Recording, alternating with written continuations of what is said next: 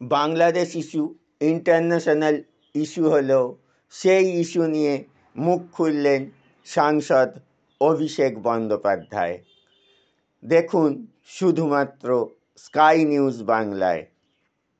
বাংলাদেশ নিয়ে প্রথমত এটা রাজ্যের বিষয় নয়, এটা দেশের বিষয়, আন্তর্জাতিক বিষয়, এবং আন্তর্জাতিক বিষয় হলে বরাবরই সেন্ট্রাল গভর্নমেন্টের বিষয়। যেহেতু মানুষ সেন্ট্রাল গভর্নমেন্টকে ম্যান্ডেট দিয়েছে, আমরা আমাদের দলের অবস্থান একাধিকবার স্পষ্ট করেছি যে যেই অবস্থানই সেন্ট্রাল গভর্নমেন্ট নেবে যে কোনো আন্তর্জাতিক বিষয়, সেটাকে দলগতভাবে তৃণমূল কংগ্রেস সমর্থন করবে দেশের স্বার্থে।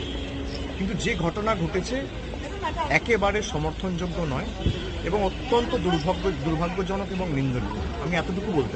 নিউজ কোঅর্ডিনেটর গোপাল চক্রবর্তীর সঙ্গে চিরঞ্জীব চ্যাটার্জি, খবর কলকাতা, স্কাই নিউজ ইন্ডিয়া।